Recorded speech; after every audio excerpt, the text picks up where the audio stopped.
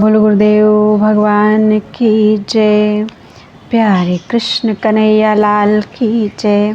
श्री वेदांत दर्शन तृतीय अध्याय चल रहा है, तृतीय पाद चल रहा है और आज है 26वां ब्रह्मसूत्र। हानो तूपायन शब्द शेषत्वात् कुशा छंदस्तुत्युप गानवत् तदुक्तम। हानो मीन्स जहाँ केवल दुख, शोक, पाप, पुण्य आदि के नाश का ही वर्णन है, ऐसी श्रुति में तू मीन्स भी उपायन शब्द शेषत्वात् मीन्स लाभ रूप परम धाम की प्राप्ति आदि फल का भी अध्याहार कर लेना चाहिए, क्योंकि वह वाक्य का शेष भाग है। कुशा छंदस तुत्युप गानवत, यह बात कुशा छंद स्तुति और उपगान की भांति समझनी चाहिए। तत् उक्तम, ऐसा पूर्व मीमांसा में कहा गया है। व्याख्या। उद्दालक आदि 6 ऋषियों को वैश्वानर विद्या का उपदेश देकर राजा अश्वपति कहते हैं कि जो इस विद्या को जानकर हवन करता है उसके समस्त पाप उसी तरह भस्म हो जाते हैं जिस प्रकार सीक का अग्रभाग अग्नि में डालने से हो जाता है। छांदोग्य उपनिषद 5:24-3। इसी प्रकार कठ में परमात्म ज्ञान का फल कहीं केवल हर्ष सुख का नाश 1:2-12 और कहीं मृत्यु मुख से छूटना बताया गया है 1:3-15। मुंडक में कहीं अविद्या का नाश 2:1-10 और कहीं हृदय की ग्रंथि समस्त संशय तथा कर्मों का नाश कहा गया है मुंडक 2:2-8। श्वेताश्वतर में समस्त पाशों से छूट जाना तथा श्वेताश्वतर उपनिषद 1:11, 2:15-4-15, 16:5-13 और 6:13 शोक का नाश होना। श्वेताश्वतर उपनिषद 4:7 आदि ब्रह्म ज्ञान का फल बताया गया है। इस प्रकार उपनिषदों में जगह जगह ब्रह्म विद्या का फल, पुण्य, पाप और नाना प्रकार के विकारों का नाश बतलाया गया है। उन मंत्रों में परमात्मा की या परम पद की अथवा परम धाम की प्राप्ति नहीं बतलाई गई। अतः सूत्रकार कहते हैं कि ऐसे स्थलों में जहाँ केवल दुख, बंधन एवं कर्मों के त्याग या नाश आदि की बात बताई गई है, उसके वाक्य शेष के रूप में दूसरी जगह कहे हुए उपलब्धि रूप फल का भी अध्याहार कर लेना चाहिए, जैसे परमात्मा का प्राप्त होना। मुंडक उपनिषद 3:2-8। ब्रह्म धाम की प्राप्ति मुंडक उपनिषद 3:2-4। ब्रह्म में लीन होना मुंडक उपनिषद 3:2-5। ब्रह्मलोक में परम अमृत स्वरूप हो जाना मुंडक उपनिषद 3:2-6। अर्ची आदि मार्ग से ब्रह्मलोक में जाकर वहां से ना लौटना छांदोग्य उपनिषद 4:15-5 आदि ही का फल का वर्णन है। भाव यह कि जहाँ जहाँ केवल हानि, पापनाश आदि का वर्णन है वहाँ ब्रह्मलोक आदि की प्राप्ति वाक्य शेष है, और जहाँ केवल उपायन अर्थात ब्रह्मधाम की प्राप्ति आदि का ही वर्णन है वहाँ पूर्वोक्त हानि, दुख, नाश आदि ही वाक्य शेष है। इसलिए प्रत्येक समान विद्या में उसका अध्याहार कर लेना चाहिए, जिससे किसी प्रकार का विकल्प या फल भेद ना रहे। इस प्रकार वाक्य शेष ग्रहण करने का दृष्टांत सूत्रकार देते हैं। जैसे कौशिक की शाखा वालों ने सामान्यतः वनस्पति मात्र की कुशा लेने के लिए कहा है, परंतु शाव्यायन शाखा वाले उसके स्थान में गूलर के काठ की बनी हुई कुशा लेने के लिए कहते हैं। इसलिए उनका वह विशेष वचन कौशिकी के सामान्य वचन का वाक्य शेष माना जाता है और दोनों शाखा वाले उसे स्वीकार करते हैं। इसी तरह एक शाखा वाले छंदोभी स्तुभित देव और असुरों के छंद द्वारा स्तुति करें, इस प्रकार समान भाव से कहते हैं, किंतु पैंगी शाखा वाले देवों के छंद पहले बोलने चाहिए, इस प्रकार विशेष रूप से क्रम नियत कर देते हैं। तो उस क्रम को पूर्व कथन का वाक्य शेष मानकर सभी स्वीकार करते हैं। जैसे किसी शाखा में षोडशिनः स्तोत्रम उपाकरोति, षोडशी का स्तवन करे, ऐसा सामान्य वचन मिलता है, परंतु तैत्रीय शाखा वाले इस कर्म को ऐसे समय में कर्तव्य बतलाते हैं जब ब्रह्म वेला में तारे छिप गए हों और सूर्योदय भी नहीं हुआ हो। अतः यह काल विशेष का नियम पूर्व कथित वाक्य का शेष होकर सबको मान्य होता है। तथा एक शाखा वाले स्तुति गान के विषय में समान भाव से कहते हैं कि ऋत्विज उपगायंती, ऋत्विज लोग स्तोत्र का गान करें, किंतु दूसरी शाखा वाले यह विधान करते हैं कि नादवर्योरूपगायंती अध्वर्यु को स्तोत्रगान नहीं करना चाहिए। अतः इसको भी वाक्य शेष मानकर सब यह स्वीकार करते हैं कि अध्वर्यु को छोड़कर अन्य ऋतुजों द्वारा स्तोत्रों का गान होना चाहिए। उसी प्रकार जहाँ केवल पाप आदि के नाश की ही बात कही है, ब्रह्मलोक आदि की प्राप्ति नहीं बतलाई गई है, वहाँ प्राप्ति रूप फल को भी वाक्य शेष के रूप में ग्रहण कर लेना चाहिए।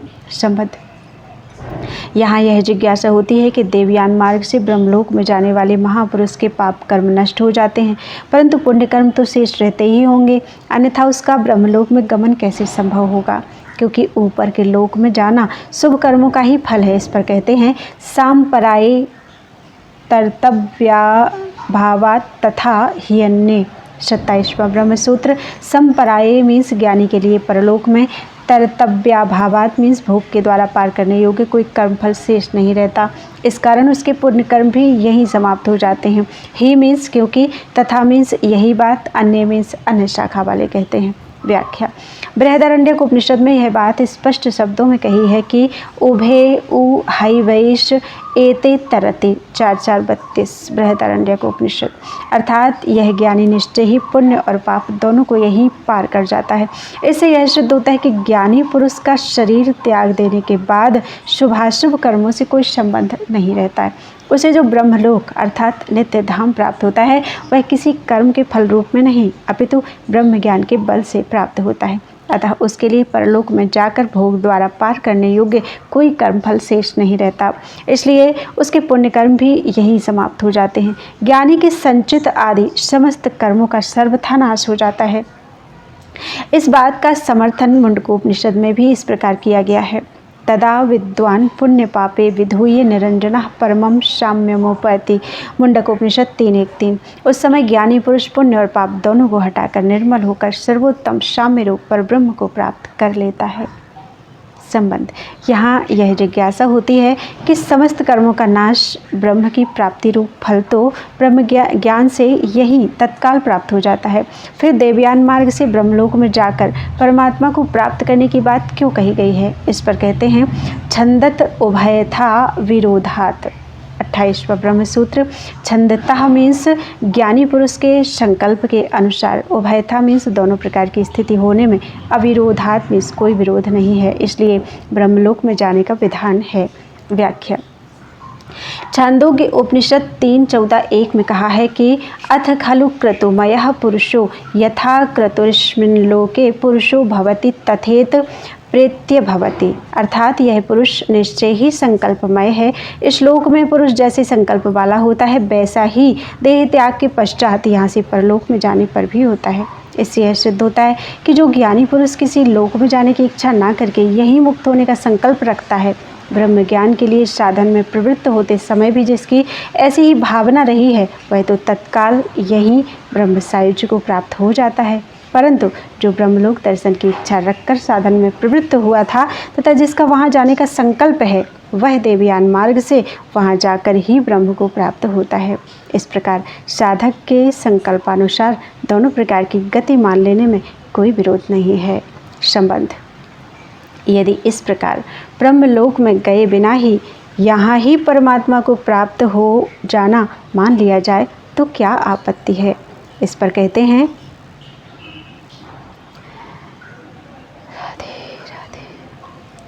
गतेरर्थवत्वम् उभय यथान्यथा ही विरोधः। 29वां ब्रह्मसूत्र। गते मीन्स गतिबोधक श्रुति की, अर्थत्व में सार्थकता, उभयथा दोनों प्रकार से ब्रह्म की प्राप्ति मानने पर ही होगी। ही मीन्स क्योंकि, अन्यथा मीन्स यदि अन्य प्रकार से माने तो, विरोधा मीन्स श्रुति में परस्पर विरोध आएगा। व्याख्या। श्रुति में कहीं तो तत्काल ही ब्रह्म की प्राप्ति बतलाई गई है, कठोपनिषद 2:3-14 और 15। कहीं ब्रह्मलोक में जाने पर बताई गई है, मुंडकोपनिषद 3:2-6। अतः यदि उपर्युक्त दोनों प्रकार से उसकी व्यवस्था नहीं मानी जाएगी तो दोनों प्रकार का वर्णन करने वाली श्रुतियों में विरोध आएगा। इसलिए यही मानना ठीक है कि साधक के संकल्पानुसार दोनों प्रकार से ही परमात्मा की प्राप्ति हो सकती है। ऐसा मानने पर ही देवयान मार्ग से गति का वर्णन करने वाली श्रुति की सार्थकता होगी और श्रुतियों का परस्पर विरोध भी दूर हो जाएगा। संबंध। पुनः उसी बात को सिद्ध करते हैं। उत्पन्नस्तल्लक्षणार्थोपलब्धे लोकवत्। 30वां ब्रह्मसूत्र। तल्लक्षणार्थोपलब्धे मीन्स उस देवयान मार्ग द्वारा ब्रह्मलोक में जाने के उपरांत सूक्ष्म शरीर आदि उपकरणों की प्राप्ति का कथन होने से उस देवयान मार्ग द्वारा ब्रह्मलोक में जाने के उपयुक्त सूक्ष्म शरीर आदि उपकरणों की प्राप्ति का कथन होने से उपपन्ना मीन्स उनके लिए ब्रह्मलोक में जाने का कथन युक्ति संगत है। लोकवत मीन्स लोक में भी ऐसा देखा जाता है। व्याख्या। श्रुति में जहाँ साधक के लिए देवयान मार्ग के द्वारा ब्रह्मलोक में जाने की बात कही है, उस प्रकरण में उसके उपयोगी उपकरणों का वर्णन भी पाया जाता है। श्रुति में कहा है कि यह जीवात्मा जिस संकल्प वाला होता है, उस संकल्प द्वारा मुख्य प्राण में स्थित हो जाता है। मुख्य प्राण उदान वायु में स्थित हो मनोइंद्रियों से युक्त जीवात्मा को उसके संकल्पानुसार लोक में जाता है। प्रश्नोपनिषद 3:10। छांदोग्य उपनिषद नहीं, इसी तरह दूसरी जगह अर्ची अभिमानी देवतादि को प्राप्त होना कहा है। छांदोग्य उपनिषद 5:10, 1-2। इस प्रकार समस्त कर्मों का अत्यंत अभाव हो जाने पर भी उसका दिव्य शरीर से संपन्न होना बताया गया है। किंतु जिन साधकों को शरीर रहते हुए परब्रह्म परमेश्वर प्रत्यक्ष हो जाते हैं, उनके लिए वैसा वर्णन नहीं आता। कठोपनिषद 2:3-14। अपितु उनके विषय में श्रुति ने इस प्रकार कहा है कि ये कामो निष्काम आप्तकाम आत्मकामो न तस्य प्राणा उत्क्रामन्ति ब्रह्मैव शन ब्रह्माप्येते। बृहदारण्यक उपनिषद 4:4-6। अर्थात जो कामना रहित, निष्काम, पूर्ण काम तथा केवल परमात्मा को ही चाहने वाला है, उसके प्राण ऊपर के लोकों में नहीं जाते, वह ब्रह्म होकर ही यही ब्रह्म को प्राप्त हो जाता है। इसलिए यही मानना सुसंगत है कि साधक के संकल्पानुसार दोनों प्रकार से ही ब्रह्म की प्राप्ति होती है। लोक में भी देखा जाता है कि जिसको अपने स्थान से कहीं अन्यत्र जाना होता है, उसके साथ यात्रोपयोगी आवश्यक सामग्री रहती है। उसी प्रकार उपर्युक्त अधिकारी पुरुष के लिए दिव्य शरीर आदि उपकरणों का वर्णन किया गया है, इसलिए उसका इस लोक से ब्रह्मलोक में जाने का कथन उचित ही है। संबंध। ब्रह्म विद्या का फल बताते हुए श्रुति ने बहुत जगह ब्रह्मलोक में जाने की बात तो कही है, परंतु देवयान मार्ग से जाने की बात सर्वत्र नहीं कही है। इसलिए यह जिज्ञासा होती है कि ब्रह्मलोक में जाने वाले सभी ब्रह्मवेत्ता देवयान मार्ग से ही जाते हैं, या जिन जिन विद्याओं के प्रकरण में देवयान मार्ग का वर्णन है, उन्हीं के अनुसार उपासना करने वाले पुरुष उस मार्ग से जाते हैं। इस पर कहते हैं, अनियमः सर्वेषां विरोधः शब्दानुमानाभ्याम। 31वां ब्रह्मसूत्र। अनियमः मीन्स ऐसा नियम नहीं है कि उन्हीं विद्याओं के अनुसार उपासना करने वाले देवयान मार्ग द्वारा जाते हैं। सर्वेषां मीन्स अपितु ब्रह्मलोक में जाने वाले सभी साधकों की गति उसी मार्ग से होती है। यही बात शब्दानुमानाभ्याम मीन्स श्रुति और स्मृतियों से सिद्ध होती है, इसलिए अविरोधः कोई विरोध नहीं है। व्याख्या। श्रुति में कई जगह साधक को ब्रह्मलोक और परमधाम की प्राप्ति बतलाई गई है, परंतु सब जगह देवयान मार्ग का वर्णन नहीं है। उसी प्रकार श्रीमद् भगवद गीता आदि स्मृतियों में भी सब जगह मार्ग का वर्णन नहीं है। अतः जहाँ ब्रह्मलोक की प्राप्ति बतलाई गई है, वहाँ यदि मार्ग का वर्णन ना हो तो भी अन्य श्रुतियों के वर्णन से यह बात समझ लेनी चाहिए, क्योंकि ब्रह्मलोक में गमन होगा तो किसी न किसी मार्ग से ही होगा। अतः यह नियम नहीं है कि जिन प्रकरणों में देवयान मार्ग का वर्णन है, उसके अनुसार उपासना करने वाले ही उस मार्ग से जाते हैं, दूसरे नहीं। अभी तो जिनका ब्रह्मलोक में गमन कहा गया है, वे सभी देवयान मार्ग से जाते हैं। ऐसा मानने से श्रुति के कथन में किसी प्रकार का विरोध नहीं आवेगा। यहाँ यह भी समझ लेना चाहिए कि जो यही परमात्मा को प्राप्त हो जाते हैं, वे ब्रह्मलोक में नहीं जाते। संबंध। वशिष्ठ और व्यास आदि जो अधिकार प्राप्त ऋषिगण हैं, उनकी अर्ची मार्ग से गति होती है, या वे इसी शरीर से ब्रह्मलोक जा सकते हैं। इस पर कहते हैं, यावदधिकारम अवस्थितिराधिकारिकाणाम। यावद अधिकारम अवस्थितिर अधिकारिकाणाम 32वां ब्रह्म सूत्र। अधिकारिकाणाम मीन्स जो अधिकार प्राप्त कारक पुरुष हैं उनकी। यावद अधिकारम मीन्स जब तक अधिकार की समाप्ति नहीं होती तब तक। अवस्थिति ही मीन्स अपनी इच्छानुसार स्थिति रहती है। व्याख्या। जो वशिष्ठ तथा व्यास आदि महापुरुष अधिकार लेकर परमेश्वर की आज्ञा से यहाँ जगत का कल्याण करने के लिए आते हैं, उन कारक पुरुषों का ना तो साधारण जीवों की भांति आना जाना होता है और न जन्मना मरना ही होता है। उनकी सभी क्रियाएं साधारण जीवों से विलक्षण एवं दिव्य होती हैं। वे अपने इच्छानुसार शरीर धारण करने में समर्थ होते हैं, अतः उनके लिए अर्ची आदि देवताओं की सहायता आवश्यक नहीं है। जब तक उनका अधिकार रहता है तब तक वे इस जगत में आवश्यकता अनुसार सभी लोकों में स्वतंत्रता पूर्वक जा सकते हैं। अंत में परमात्मा में विलीन हो जाते हैं, इसलिए अन्य साधक या मुक्त पुरुष उनके समान नहीं हो सकते। संबंध। 32वें सूत्र तक ब्रह्मलोक और परमात्मा की प्राप्ति के विषय में आई हुई श्रुतियों पर विचार किया गया। अब ब्रह्म और जीव के स्वरूप का वर्णन करने वाली श्रुतियों पर विचार करने के लिए प्रकरण आरंभ किया जाता है। अक्षर धियाम त्ववरोधः सामान्य तद्भावाभ्याम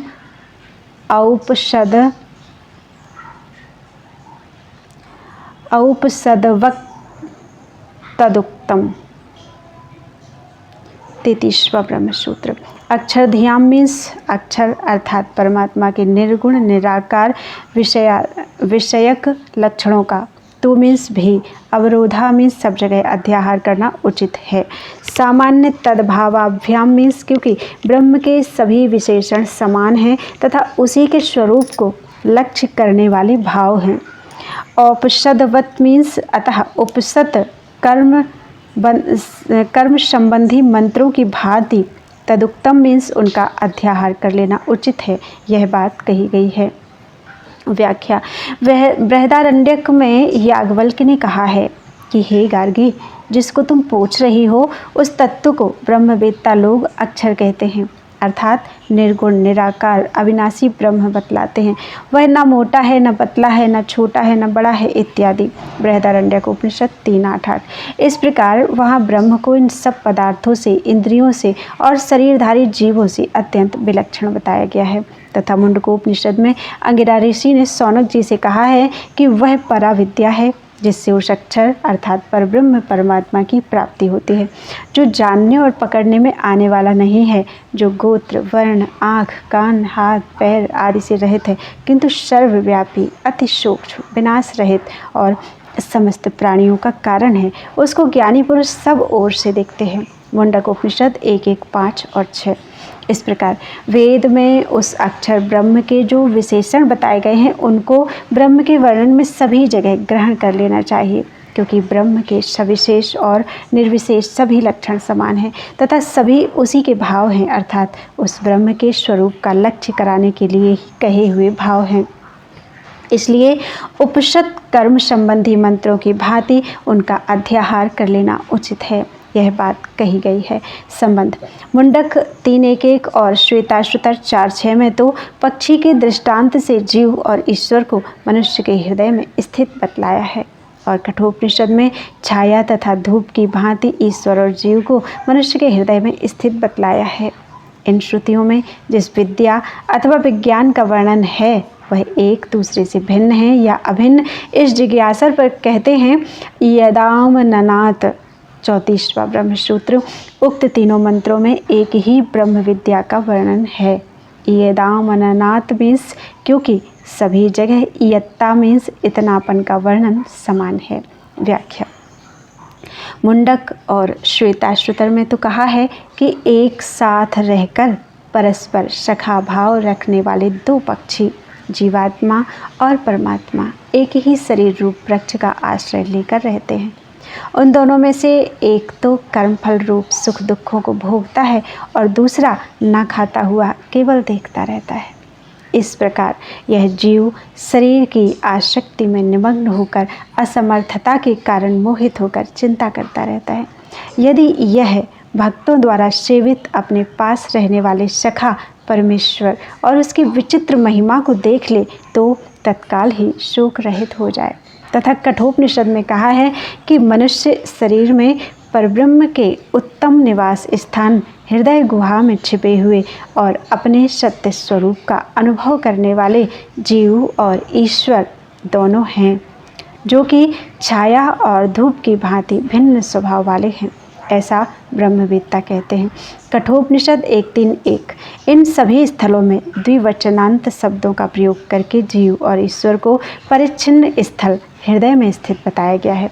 इससे सिद्ध होता है कि तीनों जगह कही हुई विद्या एक ही है। इसी प्रकार जहाँ जहाँ उस परब्रह्म परमेश्वर को प्राणियों के हृदय में स्थित बताया गया है, उन सब स्थलों में वर्णित विद्या की भी एकता समझ लेनी चाहिए। संबंध।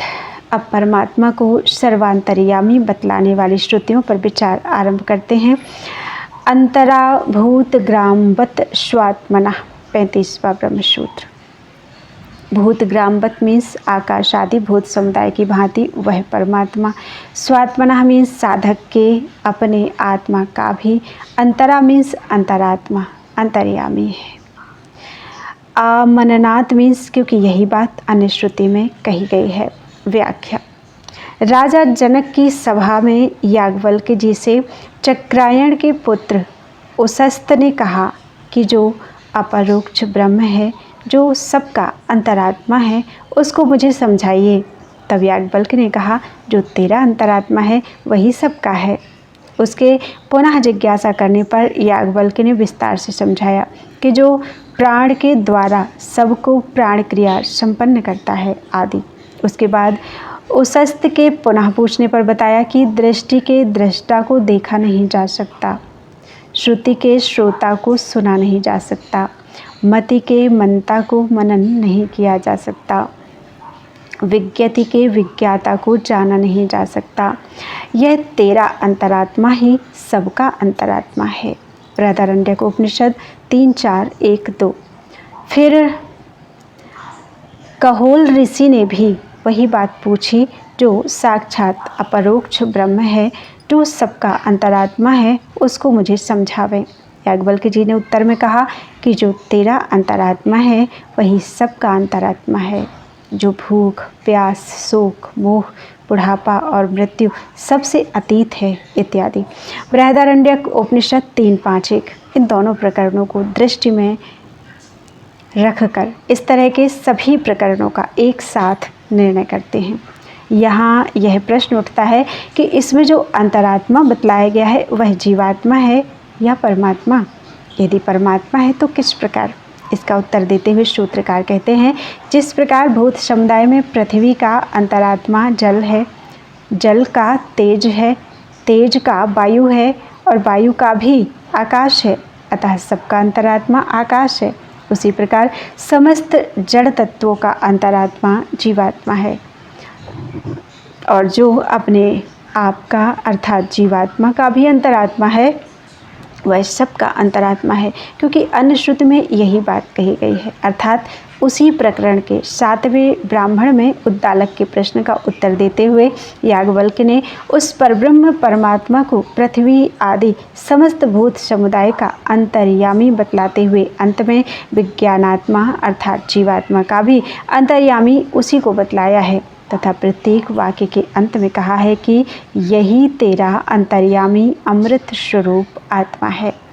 श्वेताश्वतर में भी कहा गया है कि सब प्राणियों में छिपा हुआ वह एक देव सर्वव्यापी और समस्त प्राणियों का अंतरात्मा है। वह सबके कर्मों का अधिष्ठाता, सबका निवास स्थान, सबका साक्षी, सर्वथा विशुद्ध और गुणातीत है। श्वेताश्वतर उपनिषद 6.11। इसलिए यही सिद्ध होता है कि सबका अंतरात्मा वह परब्रह्म पुरुषोत्तम ही है। जीवात्मा सबका अंतरात्मा नहीं हो सकता। संबंध। अब कही हुई बात में शंका उठाकर उसका उत्तर देते हैं। आज के लिए इतना ही। बोलो वृंदावन बिहारी लाल की जय। त्वदीयं वस्तु गोविंद तुभ्यमेव समर्पये, तेन त्वदङ्घ्रिकमले रतिं मे यच्छ शाश्वतीम्।